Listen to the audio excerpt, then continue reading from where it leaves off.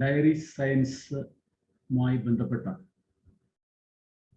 ഈ വീഡിയോയിലേക്ക് ഏവർക്കും സ്വാഗതം. ഇന്ന് നാം കാണാൻ പോകുന്നത് നമ്മുടെ ഡയറി സെക്ടറിനെ കുറിച്ചുള്ള ജനറൽ ആയിട്ടുള്ള കുറച്ച് കാര്യങ്ങൾ.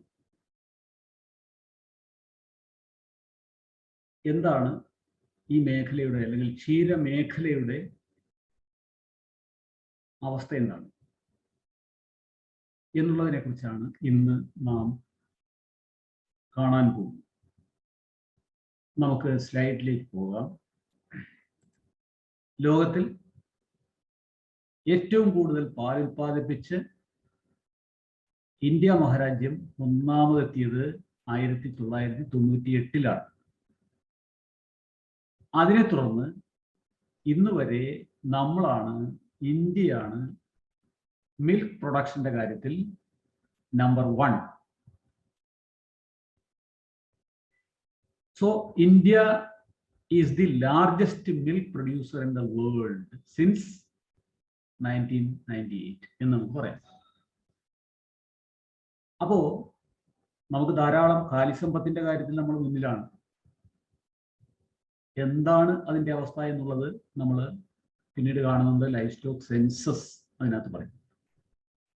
ആ വീഡിയോയിലേക്ക് പോകുമ്പോൾ അത്തരം കാര്യങ്ങൾ നമുക്ക് മനസ്സിലാക്കാം. ആദ്യം ഈ സെക്ടറിനെ ഇതുമായി ബന്ധപ്പെട്ട് ചില ചോദ്യങ്ങൾ മുൻപ് പരീക്ഷയ്ക്ക് ചോദിച്ചിട്ടുണ്ട്. എന്തായിരുന്നു 2017 PSC എക്സാമിനേഷന് ചോദിച്ച ഒരു ചോദ്യമാണിത്. Largest milk producing country in the world. നമ്മളിപ്പോൾ കണ്ടു ആ സമയത്തും ലാർജസ്റ്റ് മിൽക്ക് പ്രൊഡ്യൂസിങ് കൺട്രി എന്ന് പറയുന്നത് ഇന്ത്യയാണ്, അല്ലേ? സോ ഇന്ത്യ, ഇതാണ് ആൻസർ. അപ്പോൾ മറ്റ് രാജ്യങ്ങൾ, ഇപ്പൊ 98-ൽ നമ്മൾ 1-ാം സ്ഥാനത്ത് വരുമ്പോഴത്തേക്ക് അമേരിക്കയായിരുന്നു അതിന് മുമ്പ് വരെ മുന്നിൽ നിന്നിരുന്നത്. അപ്പോ മുഖ്യമായിട്ടും പാൽ ഉൽപ്പാദിപ്പിക്കുന്ന പ്രധാനപ്പെട്ട ടോപ്പ് കൺട്രീസ് എന്ന് പറയുന്നത് ശരിക്കും നമ്മുടെ ഇന്ത്യ ഉണ്ട്. കൂടാതെ USA ടോപ്പ് റാങ്കിങ് ആണ്. അതുപോലെ തന്നെ ചൈന, അതുപോലെ പാകിസ്ഥാൻ, റഷ്യൻ ഫെഡറേഷൻ, ബ്രസീൽ, ഇങ്ങനെയുള്ള രാജ്യങ്ങളെല്ലാം പാലുൽപാദനത്തിന്റെ കാര്യത്തിൽ മികച്ചു നിൽക്കുന്ന മുൻപന്തിയിൽ നിൽക്കുന്ന രാജ്യങ്ങളാണ്. അപ്പൊ ചോദ്യം ഇതായിരുന്നു, largest milk producing country in the world. അത് ഇന്ത്യയാണ്.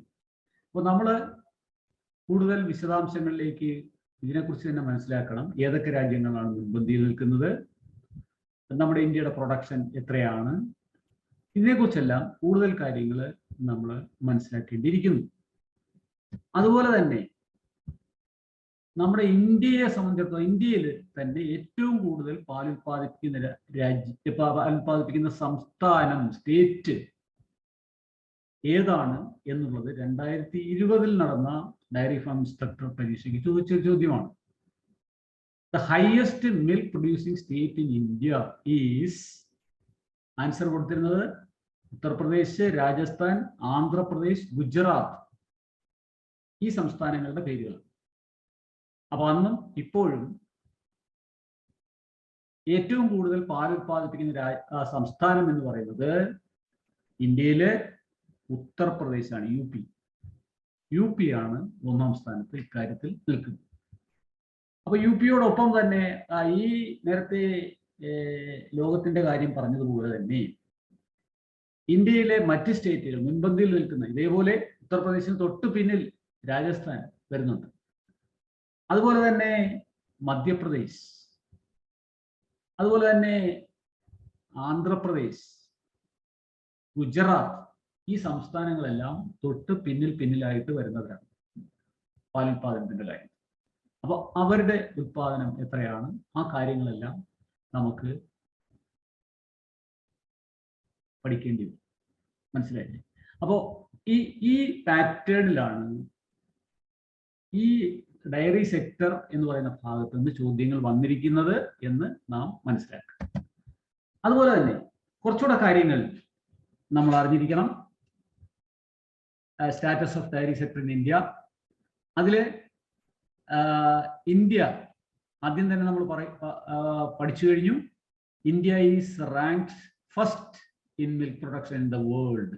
എത്ര നമ്മുടെ കോൺട്രിബ്യൂഷൻ, ലോകത്തിൽ ഉൽപ്പാദിപ്പിക്കുന്ന പാലിന്റെ 23% ഓഫ് ഗ്ലോബൽ പ്രൊഡക്ഷൻ 2020-21 ലേറ്റസ്റ്റ് ആയിട്ടുള്ള കണക്കുകൾ പ്രകാരം നമ്മുടെ കോൺട്രിബ്യൂഷനാണ്. 23% of global milk production is house. അത് നാഷണൽ എക്കണോമിയുടെ ഏകദേശം 5% ഡയറി സെക്ടർ കോൺട്രിബ്യൂട്ട് ചെയ്യുന്നതാണ്. നമ്മുടെ ദേശീയ സമ്പദ് വ്യവസ്ഥയുടെ ഇത്രയും ശതമാനം ഡയറി സെക്ടർ കോൺട്രിബ്യൂട്ട് ചെയ്യുന്നു. അതുപോലെ തന്നെ ഈ ഇപ്പോഴത്തെ ഉൽപാദനം ഏറ്റവും അവസാനം ലഭിക്കുന്ന കണക്കനുസരിച്ച് 2020-21 പീരീഡിൽ നമ്മുടെ ഇന്ത്യ പ്രൊഡ്യൂസ് ചെയ്ത പാലിന്റെ അളവെന്ന് പറയുന്നത് ആ വർഷത്തില് 209.96 മില്യൺ ടൺസ് ആയിരുന്നു. സോ 209.96 മില്യൺ ടൺസ് ഓഫ് മിൽക്കാണ് നമ്മൾ 2021 പ്രൊഡ്യൂസ് ചെയ്തത്. അപ്പൊ ഇത്രയും അളവ്, ഇത് ഓരോ വർഷം ചെല്ലുന്തോറും ഇതിന്റെ ആനുവൽ ഗ്രോത്ത് റേറ്റ് കൂടിക്കൊണ്ടിരിക്കുകയാണ്.